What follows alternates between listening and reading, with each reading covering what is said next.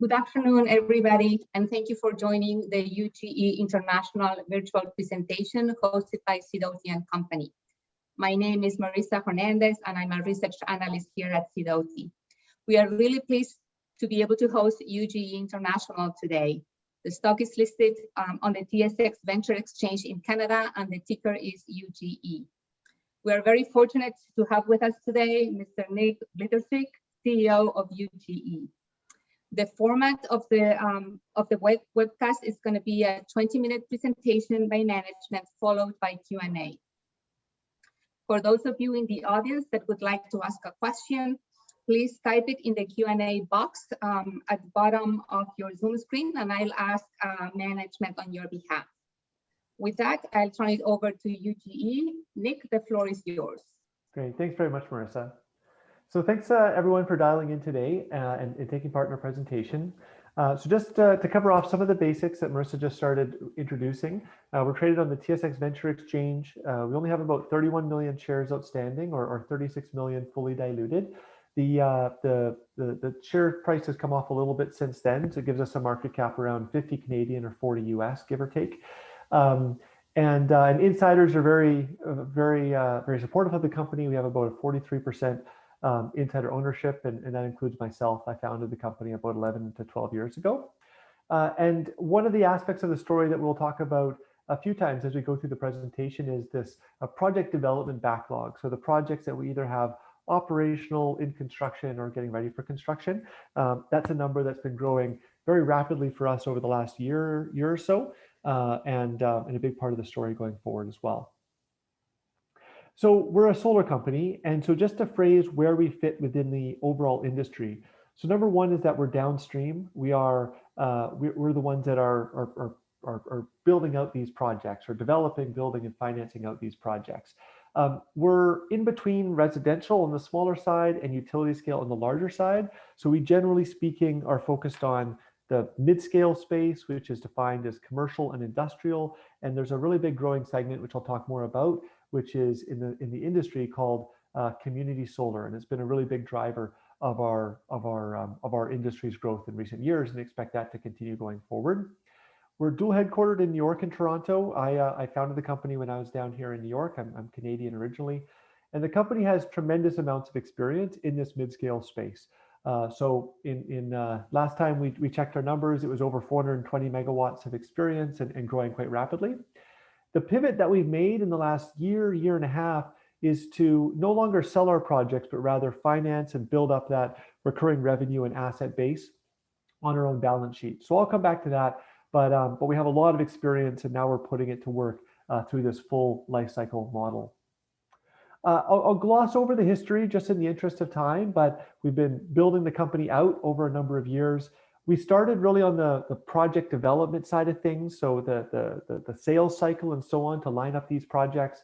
A little over 5 years ago, we acquired a company that was engineering and building out the projects. And then, as I mentioned, in the last year and a half, we got to a point where we started to hold on to our projects, finance them, and hold them ourselves, as opposed to selling them to other parties. So the overall solar space, I'm sure that I'm sure many of you have been looking at the space more closely in recent months here, and know that the overall trend is that solar continues to get cheaper. Of course, little ripples along the way, but the overall trend is very, very clear. One of the stats that I like the most is that solar will be 80% of all new energy by 2030 around the world. Solar is becoming more and more ubiquitous, and we're very excited about how big this industry is becoming. In the US, just as like a measure to check that that's possible, US, it's almost 50%. In the last couple of years, it's been well over 40%. So this is happening, and it's happening quite quickly. In this commercial space that we're in, or this mid-scale space, it grew 8x in the last decade, but it's still market penetration of sub 1%. Going forward, and I'll transition the slide as I talk to this, going forward, we expect that growth rate to pick up. So more than 8x this decade. Part of that is the growth in the typical commercial business, but the other aspect of it is what we call community or shared or virtual net metering.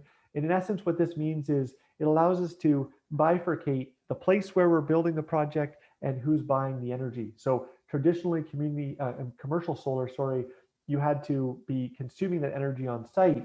But as regulations have evolved and matured, the community solar aspect of this industry allows you to, let's say, install solar on a warehouse that's not using much energy, but through the grid, sell that energy that's being produced to other people and businesses that will pay more for that energy.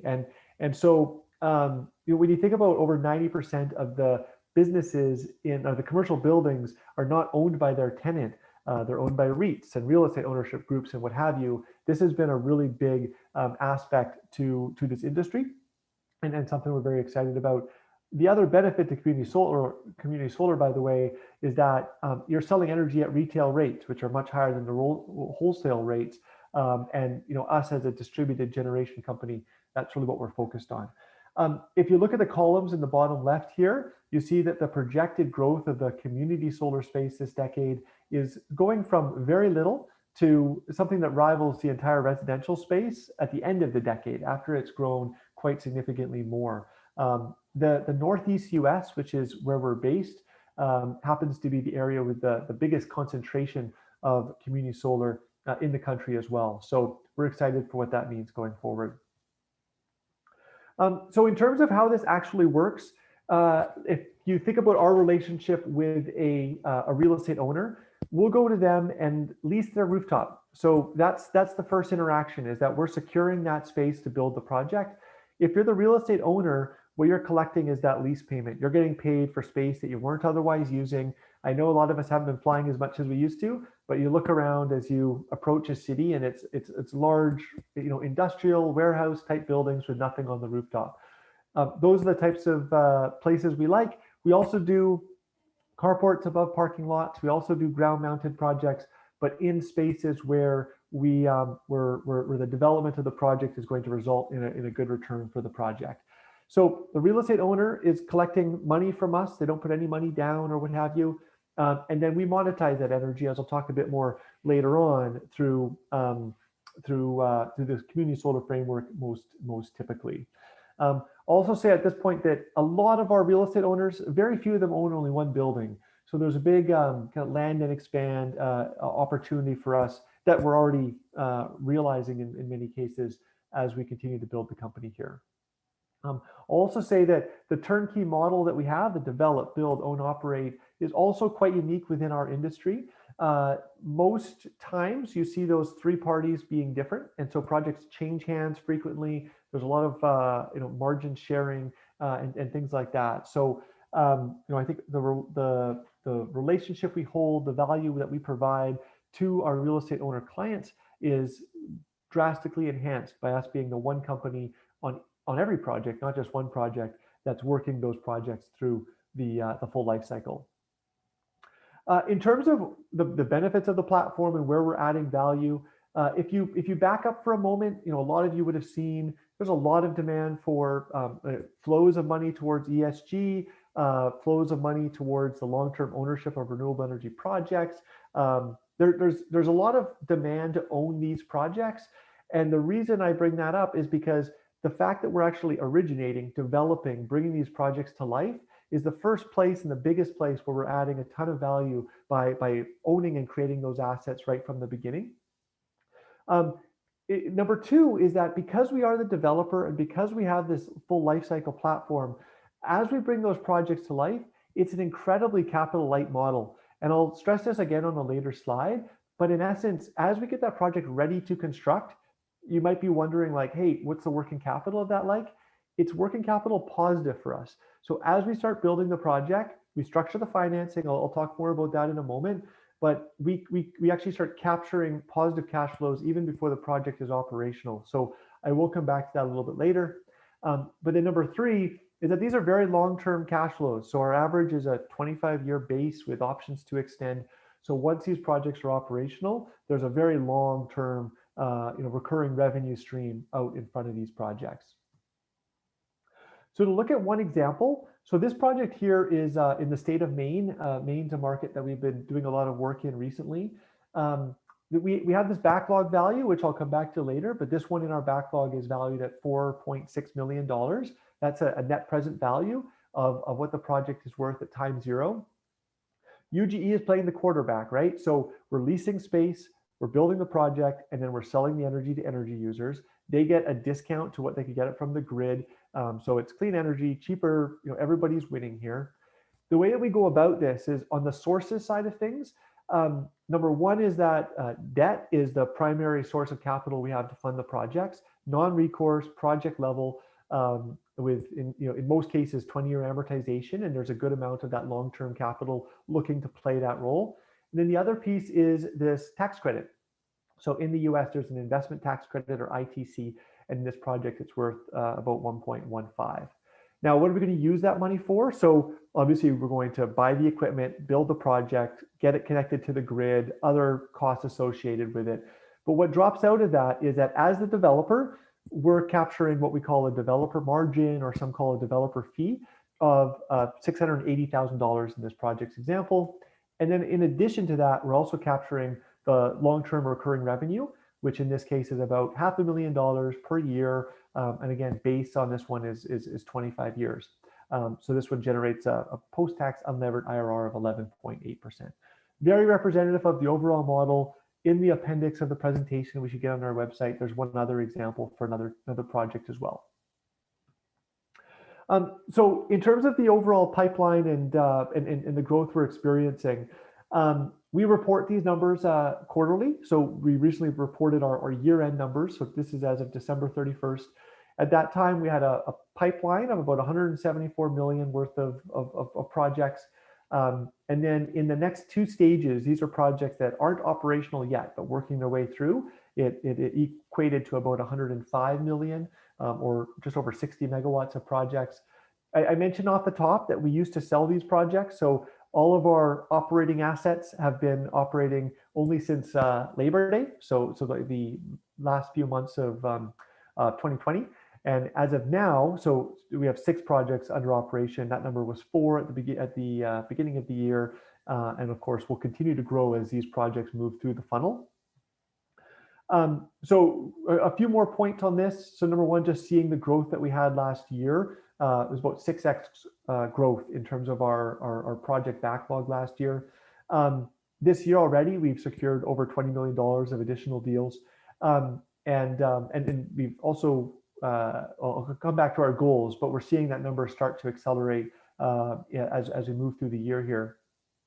Now, on this backlog measure, I want to touch on this because people often ask, what is this, and ask for a little more information here.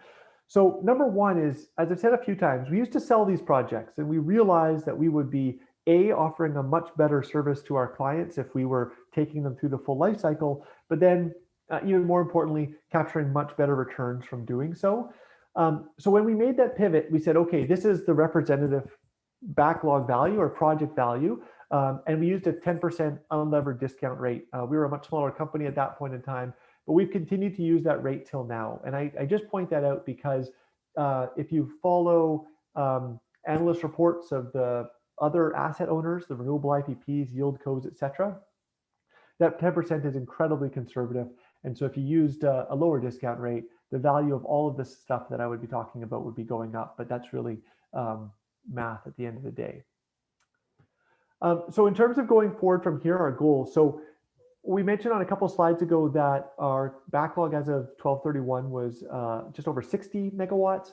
Our goal this year is to double that. So it'll exceed 100 megawatts by the end of the year. And we're very much on track for that. And then our 2024 goals as the business evolves is to have that first 100 megawatts of operating assets generating those long-term revenues on our income statement and being assets on our balance sheet. But at that same time, to be moving 100 megawatts of project development through the funnel each year. Just in terms of like what that triangulates to, 100 megawatts is about 20 million of recurring revenue using our rules of thumb. And the recurring revenue typically has about a 75 to 80% gross margin. And then we also have this like a net asset value that we have another example in the appendix of about 60 cents to $1 per watt. So keeping in mind the current market cap, and I think there's a strong argument for the value side of our business right now as well. So for the team, so I started the company again about 11 or 12 years ago. I was an actuary actually before this. I was at JP Morgan and AIG before I decided to make the leap to renewable energy. Of course, industry has changed a lot since then, learned a ton, and excited for how far the company's come. Marissa is our CFO. So she's based in Toronto, as is Robert, our COO.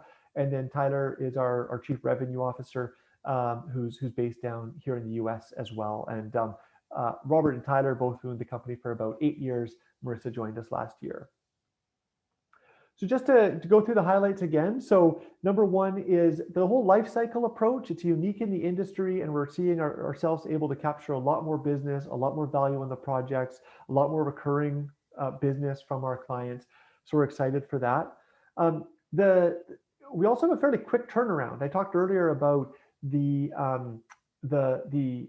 thing being the most in demand in this industry is projects. This mid-scale space, the projects turn around more quickly than the much larger utility scale projects. So for a rooftop deal, we typically look at that about 9 to 18 months. For a ground mount project, 18 to 36 months. So on average, about 2 years or so. And that means that we have good velocity as we build the company here. I talked earlier about community solar. This is a segment in our eyes of this mid-scale space, kind of neighboring to the commercial space and crossing over in many ways, but that's seeing this industry grow quite significantly. Our real estate clients very rarely own only one building, so most of our clients have this repeat relationship type of aspect as we build out our business. And then, just a couple other points I'll mention is that the insiders are very supportive of the company with a large stake there. And there you go. So Marissa, I think we're going to take some Q&A now, right?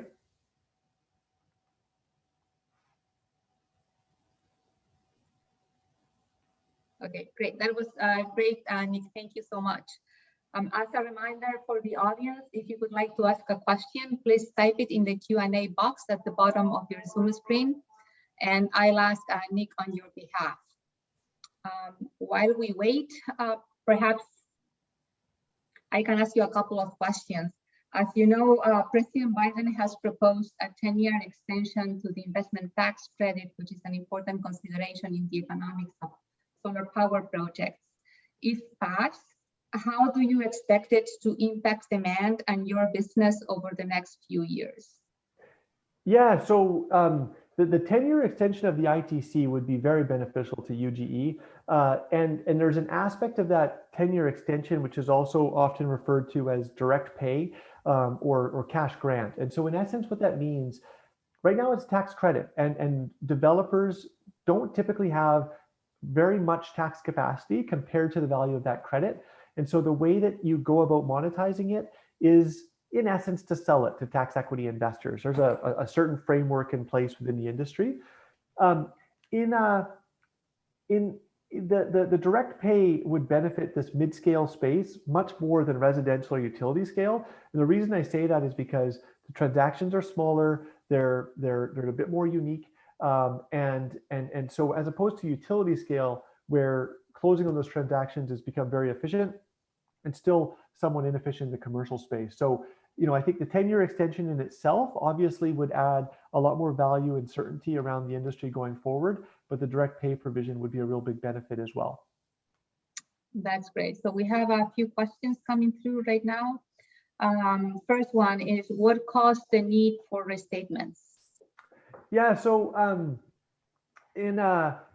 to answer that question, so as we saw earlier, we've grown a ton since the beginning of 2020. And in fact, if you go back in the history of the company a little bit farther, we had quite a bit of exposure in Ontario, Canada, which really contracted in mid 2018.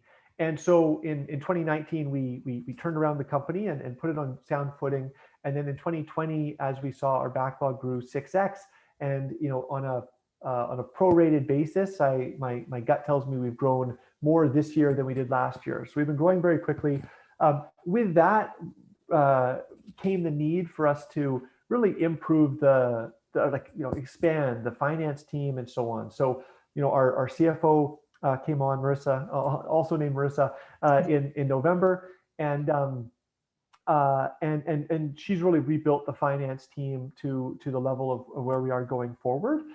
Last year was the first year we were financing our own projects. It was the first year that we were closing tax equity transactions, and so it took some time to get up to speed with our auditors, work through the whole process of getting our kind of accounting policies and so on to the point of where the company's at, frankly. And so we, as we were going through our year-end audit, we found a couple things that in the big picture, we didn't feel were material to the business, but were updates to accounting policy and how we were treating certain aspects of these self-finance projects that we were going through for the first time. So yeah, so that's why we restated the numbers, and glad to have that behind us. Thank you, Nick. Another question, what is the main bottleneck to growth at the moment in terms of deploying projects? Yeah, so the biggest bottleneck, number one is that organically we are, most certainly experiencing a lot of growth right now with the backlog growing 6x last year and us expecting that backlog to double again this year. So we're experiencing a lot of that organic growth right now. In the last few months, we've added additional developers who we expect will, we're already seeing that lead to a positive uptick in our activity right now as well. The other side of that coin is just that it takes some time. Earlier I mentioned on average about 2 years for projects to actually reach that operating status. I feel that we're doing a really good job of moving those projects through the funnel to that point, but it's just going to take some time until we reach that 100 megawatt operating goal, and then be looking to grow that by 100 megawatts per year thereafter as well. Along similar lines, are you seeing any input cost pressure, and how is that becoming an obstacle? Yeah, so that's been been talked about a little bit recently in some analyst reports and so on. I think that partly speaks to the industry growing, partly speaks to some disruptions in the shipping and so on as well. We all saw the tanker that was stuck in the Suez Canal there. I think that for us, we haven't had any issue getting equipment. We've had a little bit of price escalation in the equipment that we're using. We do have a director of procurement who's constantly looking out for forecasting, building those relationships and so on. So on that basis, it's certainly not an impediment to the business right now.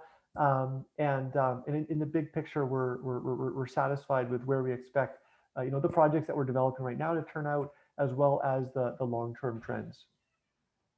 Thank you. Do you think raising interest rates constitute any risks around your build, own, operate business model?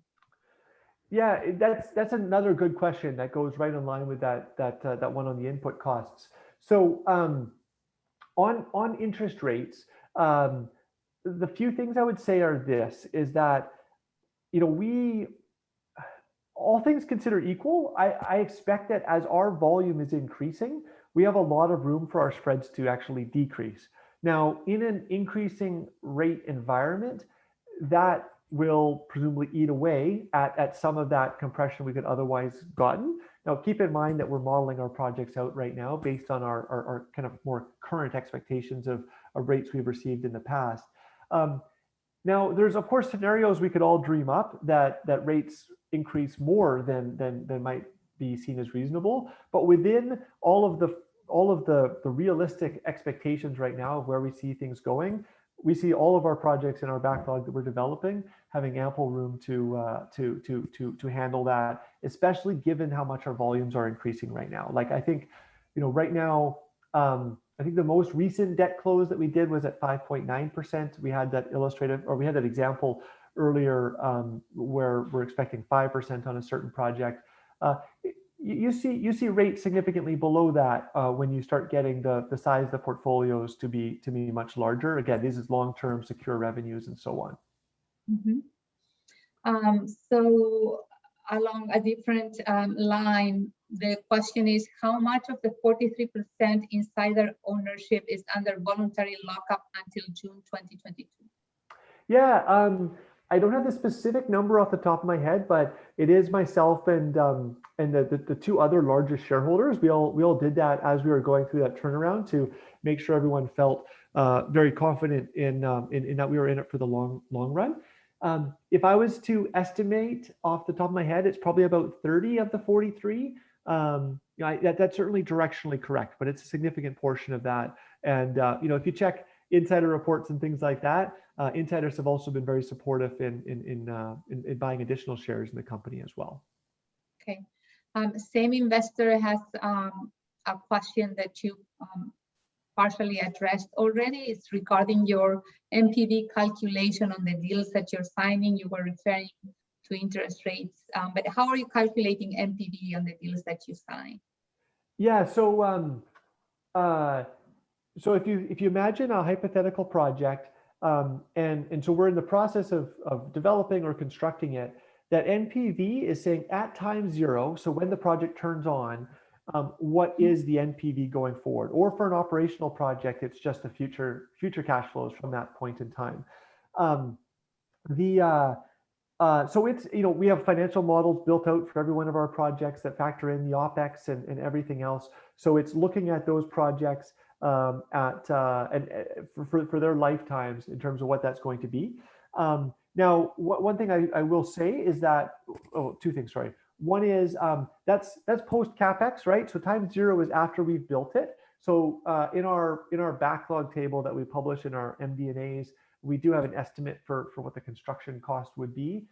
Number two is the discount rates. I have to say again, like these projects trade at higher valuations than what we use, and it's good to be conservative. I think we'd all agree, but the rule of thumb is somewhere in the range of a 7.5% increase in NPV for every 100 basis points you decrease. So hypothetically, if you went from 10 to 5, we're talking about a 35+% lift in that NPV calculation. Okay, thank you for that. Let's see, we have a lot of questions coming in. So one of the questions is if you can characterize a little bit the type of projects and type of geographies that you focus on. Are you focused mostly on suburban areas rather than large metropolitan city areas? Yeah, so okay, so regionally, the Northeast U.S. broadly speaking is mostly what our sandbox is these days. New York was historically our strongest market. New Jersey a close second. Maine became a very good market for us in 2020. We closed our first project in Maryland recently, and one of our goals for this year is to enter 3 new states this year. So Maryland being one of them. So broadly speaking, that Northeast region is really good for us. Now on that suburban type of question, a good example is New York City. If you think about the warehouses and everything else that's needed to support a city of that size, around a city there's a lot of really good buildings for us. There's also a lot of good energy demand. Around New York City, there's not a ton of open real estate, but we have looked at ground mounted or above parking lot type projects in a market like that as well. But more broadly, Maine is a more rural market, and we have some very good community solar projects that we're developing and building up there as well. So what it's not is it's not the top of a skyscraper. It's you need to have more space than that. Okay. So I think we have time to squeeze in a couple more. Let's see. What are the biggest execution risks in converting the 60 megawatt backlog into operational assets? And what do you expect? How many projects will be in deployment stage by the end of 2021? Yeah. So the first more general question, I think we're very good developers and engineers and builders of these projects. It does just take some time for them to move through the various steps. So we're executing on that every day, and we have a great team that's working through that. There can be some variability around, a couple things we see sometimes. Maine has had a lot of solar development in the last year and a half. And what that's meant is the utility is a bit backed up in terms of approving interconnection on projects. And so that's one area where we've seen our time frame slip a little bit. When I say a little bit, like number of months you can count on one hand so far. So there's that. And then the other aspect is, some of our clients are new builds, or they're doing a renovation, or they're getting a new roof installed, or they're subdividing a property. There's those types of client concerns that you just need to work with the client to be ready when they're ready to build out that project. So I think in terms of like that higher level sort of execution question, those are the types of things that we're going through. In terms of how much do we expect to have in deployment at the end of the year? We haven't put out a forecast on that, and I don't want to get the number wrong, but maybe what I'll say is our Q1s come out late next week, and if you join the investor call there and ask that question, I'll try to have a better answer for you. That's great. And maybe if I can squeeze another one, can you talk a little bit about the costs involved in maintaining deployed assets? Yeah, so generally speaking, one of the things that we love about solar is just how low maintenance it is. You can see a picture, of course, here on your screen, and so depending on the region, solar panels may need to be cleaned periodically, not in all regions. The equipment itself, the panels these days come with a minimum of a 25-year warranty backed by insurance. So the main input cost is very secure. And then other equipment is typically a 10-year warranty. We do reserve for any replacements that we'll need to do going forward. So it's something that we take into consideration. So yeah, so I mean, from an O&M perspective and from managing these assets, solar is great in that sense. Are those expected to remain steady, Eddie, or do you think those can grow as the company grows, or they're unrelated to the amount of assets you're managing? I definitely see us becoming more efficient over time. You get in some of the admin and so on around these assets. So I think if I understood the question there correctly, Marissa, I think that we have room for us to become more efficient and cost effective in managing those assets as the portfolio grows. And that goes back to the debt conversation earlier too, that we see the ability to decrease the rates we're paying on debt as well. The question was more whether we should expect them to become significant as the company grows. And I think you're saying the opposite. In terms of, yeah, so the O&M, I think probably depends on the definition of significant, but as the portfolio is growing, there is that aspect of operating these projects. But I guess on like a per megawatt basis, we expect those to hold steady or even go down. Great. I think we are running out of time. Thank you so much for the presentation and your answers today. Thank you, everybody, for joining. Thank you, Marissa. Thank you, everyone.